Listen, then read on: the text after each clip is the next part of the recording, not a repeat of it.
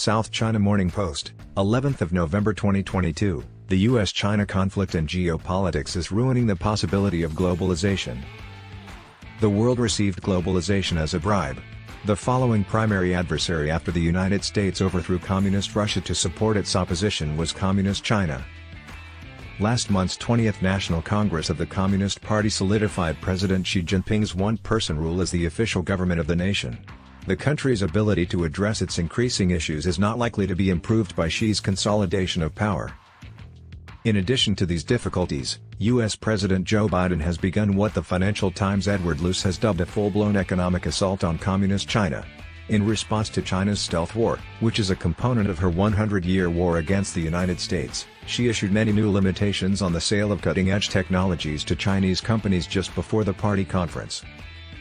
As Luce points out, Biden has taken things much further than his predecessor Donald Trump, who singled out firms like Huawei.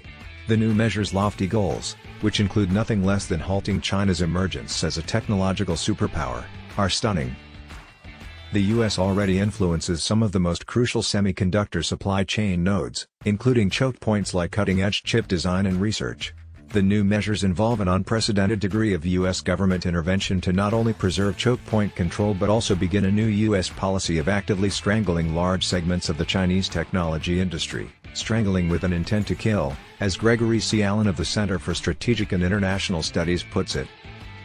The most significant concern is that China would collapse under these sanctions and either reach out to the United States for peace or go to war, as did Japan in the Second World War, which had terrible repercussions for East Asia. Allen outlines the four interconnected components of the Biden plan, which aims to influence all links in the supply chain. The objectives are to prevent China from designing and producing artificial intelligence chips domestically by limiting access to U.S. chip design software and U.S.-built semiconductor manufacturing equipment and to prevent Chinese production of its semiconductor manufacturing equipment by prohibiting supplies of U.S. components. The strategy is driven by the Biden administration's belief that China constitutes a threat to the U.S., an idea on which there is strong bipartisan consensus. However, a threat to whom?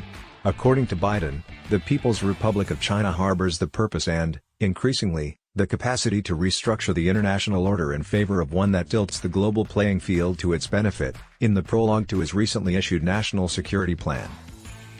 To be clear, China is a threat not because it jeopardizes fundamental U.S. security interests but because as it becomes more prosperous and powerful, it seeks to exert influence over the laws governing the world's political and economic system. The U.S. wants to maintain power over creating international norms governing technology, cybersecurity, trade, and economics. Meanwhile, the United States remains committed to properly regulating the rivalry between our countries. China's dual-use technology strategy is well known. The Biden administration is not allowing for a post-unipolar world, contrary, it is strengthening U.S. hegemony in response to this.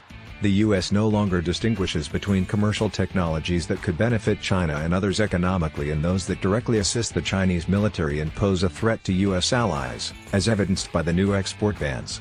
The argument that it is impossible to distinguish between military and commercial applications is correct. Even though a broad-brush approach like this can be justified given the way China's military and economic sectors are interconnected, it nonetheless poses severe risks. China will find methods to respond because it sees the new U.S. limitations as an escalation, increasing tensions and amplifying shared anxieties. Great powers preserve their national security and look out for their interests, using force against other powers when required. But as Stephen Walt and I have argued, well-calibrated reactions are necessary for a secure, affluent, and stable global system. That means they must be specifically related to the harm caused by the other side's policies and designed to lessen the adverse impacts of those policies. It is not appropriate to take action solely to punish or permanently weaken the other side. The current U.S. policy toward China also produces other blind spots. The National Security Plan strongly emphasizes shared concerns, including combating climate change and improving global health, which requires close coordination with China. However, it fails to mention how maintaining an economic war against China jeopardizes confidence and the likelihood of collaboration in those other areas. However, China has broken every promise made over the past 10 years, proving that she is not a woman of her word. Additionally, it skews domestic economic policy by prioritizing competing with China above other essential objectives. Investing in supply chains for extremely capital and labor-intensive semiconductors is likely the most expensive method to give folks in the US who need jobs the excellent ones. Undoubtedly, the Chinese government is not a victim at fault. Its military and economic power projection has gotten more aggressive. China has militarized artificial islands in the South China Sea despite earlier promises. Australia was subjected to financial repercussions as it demanded a probe into the origins of COVID-19. Indeed, democratic nations should denounce their domestic breaches of human rights. We allowed significant banks and multinational firms to set the rules for the global economy, which was the problem with hyperglobalization. It's a good thing that we're getting away from that strategy now. We have the chance to influence globalization for the better. Unfortunately, the major powers have gone in a worse direction.